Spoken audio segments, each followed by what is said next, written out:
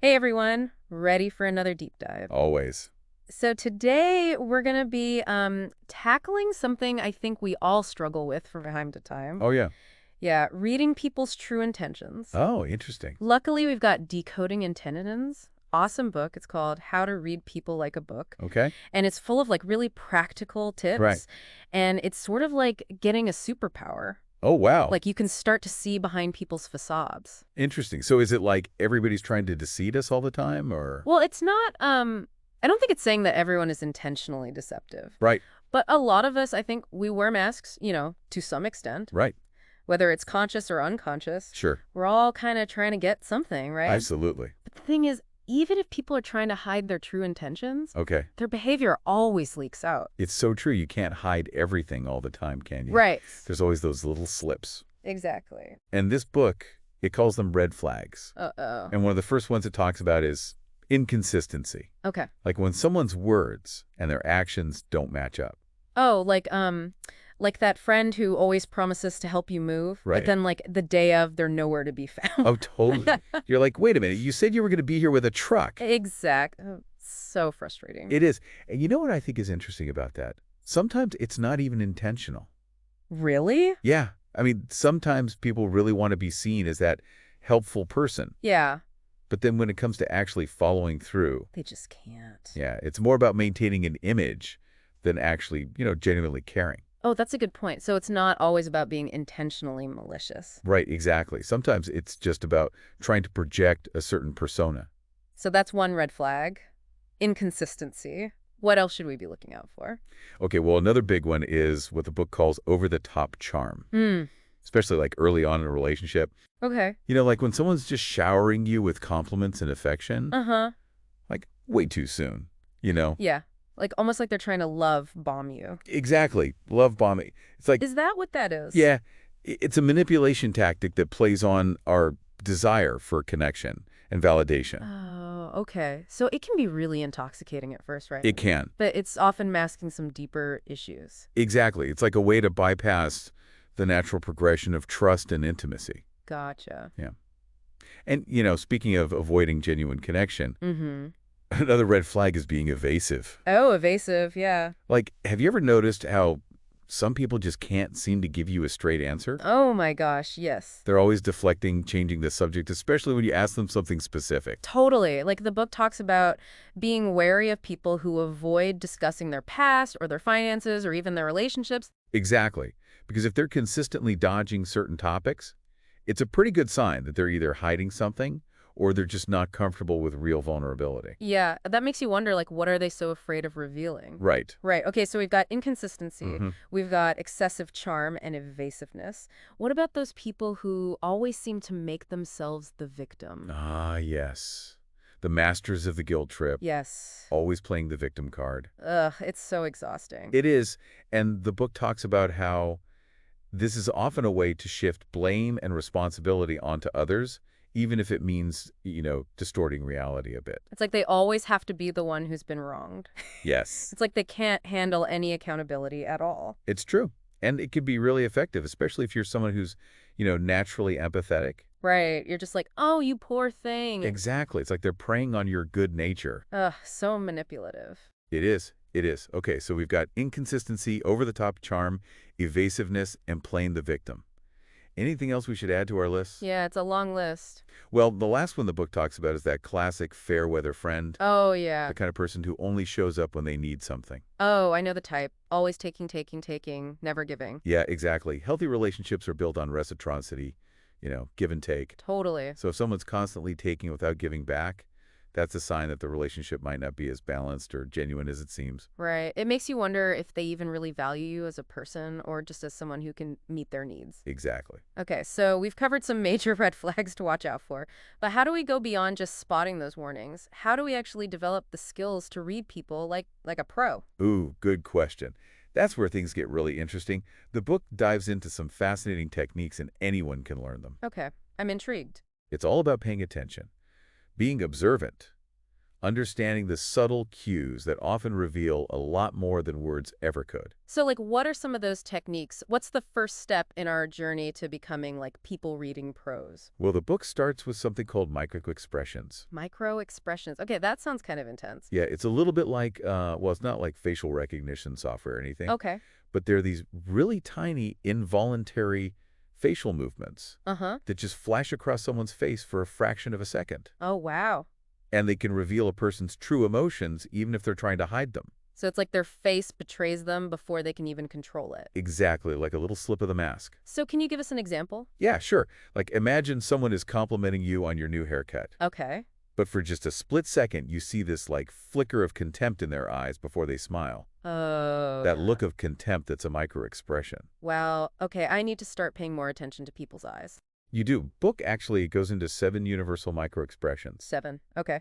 Happiness, sadness, anger, fear, surprise, disgust, and contempt. Wow, so like a whole range of emotion. Yeah, and each one has these specific muscle movements. Okay. So once you start to recognize those subtle shifts, it can be really revealing. So that's micro expressions. Okay, I'm going to need to study up on that one. It's fascinating. But aside from becoming like micro expression detectives, is there anything else we can do to get better at reading people? This one might sound obvious, Okay. but it's amazing how many people don't actually do it. Active listening. Oh, yeah, active listening. Yeah, most people are so focused on what they want to say next that they're not really listening to the other person. Oh, that's so true. But when you really pay attention, you can pick up on inconsistencies, contradictions, even hints of those underlying emotions. You know, and I've actually noticed that myself sometimes. Like, just by giving someone my full attention and really listening, like they feel safe enough to reveal more of themselves. Right? Because they know they're being heard. Yeah. So it's about being present in that moment and truly engaged. Not just waiting for your turn to talk. Right, exactly. Okay, so microexpressions, active listening, those are some great tools. Any other techniques that kind of surprised you in the book? Okay, this one I found really interesting. Okay. It involves paying attention to something that most people don't even think about, feet. Feet. Really, what can someone's feet tell us about their intentions? You'd be surprised. Okay. Our feet, they often reveal our subconscious desires. Interesting. Like, for example, if someone is talking to you, but their feet are pointed towards the door, Uh-huh. it might mean that they're subconsciously ready to end the conversation. Even if they're still talking to me. Exactly, like part of them is already on their way out. Wow, I never would have thought of that, but it makes sense. Like our body language, it often betrays our true feelings even when we try to hide them. Right, exactly. Okay, so foot watching is officially on my to-do list. Definitely add that one. Anything else? The last technique is less about observation and more about action testing boundaries. Okay. So it's about setting small, reasonable boundaries and then seeing how the other person reacts. I like that. It's like a little test. It is. Like, let's say someone asks you for a favor. Okay. Instead of immediately saying yes, you could politely decline and then just see what happens. Oh, smart. Someone with genuine intentions will respect your boundary, no problem. Right. But someone who's manipulative might push back. Oh, yeah, try to guilt you into it? Exactly. Or even get angry. That's so interesting. It's like a little litmus test. Yeah, for trustworthiness. By setting boundaries, you're basically forcing them to show their true colors. You are. Okay, so we've learned about microexpressions, active listening, foot watching, and testing boundaries. That's a lot. But all of this is really helpful for spotting potential red flags and reading people more accurately. What about the practical side of things, though? How do we actually protect ourselves from people with bad intentions once we've even kind of identified them? That's the big question, right? Like, we can spot all these red flags. Yeah. But what do we actually do about it? How do we protect ourselves? Well, the book really stresses this idea of trusting actions over words. Okay. It doesn't matter what someone says they're going to do. Right. You have to look at what they actually do consistently. So look for those patterns of behavior. Exactly. Don't get caught up in the promises or the charming words. Easier said than done sometimes, though. Oh, definitely. Especially when someone's really good at selling themselves. It's easy to get swept up in that initial excitement. Yeah, totally. But the book really cautions against letting our emotions cloud our judgment, especially early on, Yeah, so don't rush into things too quickly. Exactly. Give yourself time to observe how they actually behave. And while you're observing that, Yeah. maintain a little bit of emotional distance. Oh, okay. Interesting. At least initially, So don't get too attached too quickly. Right. Don't get too emotionally entangled until you've had a chance to really assess their character. It's like that saying, look before you leap. But in this case, it's more like, look before you emotionally leap. Exactly. Good one. It's good advice. It is. The book also talks about the importance of having a strong support system. Oh, absolutely. Surrounding yourself with people you trust, people who have your best interests at heart. Yeah, because they can offer a different perspective, point out things you might be missing. Yeah, like sometimes we need that reality check from our friends. We do, because we can get blinded by, infatuation or whatever it is. They Totally. can be like your sounding board, your voice of reason. I love that. And then speaking of trusting your instincts, Oh, yeah. What about intuition? that gut feeling. Yeah, like when something just feels off. Exactly. Don't ignore those subtle warnings. It's like our internal immune It system. is. Telling you to proceed with caution. I think we've all had those moments where we've ignored our gut and then later regretted it. Oh, yeah, for sure. Like, why didn't I listen to myself? But, it takes practice to learn to trust that intuition. Yeah, that's true. The more we pay attention to those feelings Mm. and the cues that trigger them, the better we become at recognizing, the good ones from the bad ones. Okay. So much good stuff in this deep dive. It's a lot to take in. We've covered so much from recognizing those red flags Yeah. to those advanced people reading techniques Hmm. and how to actually protect ourselves from those shady characters out there. Yeah, we all got to watch out for them.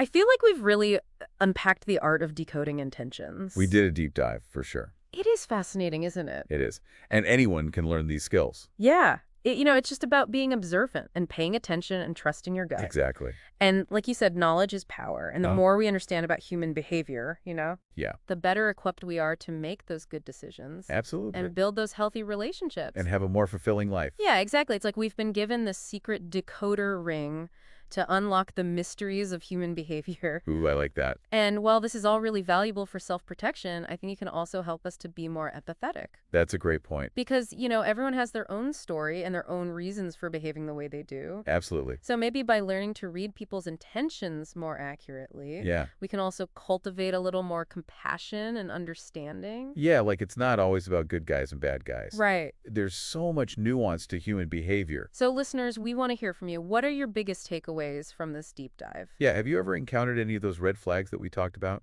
What are your strategies for protecting yourself out there in the world? Yeah, share your thoughts and experiences in the comments. We'd love to hear from you. And remember, knowledge is power. It The more we understand about human behavior, the better off we'll all be. couldn't agree more. Until next time, stay curious, stay informed, and trust your gut.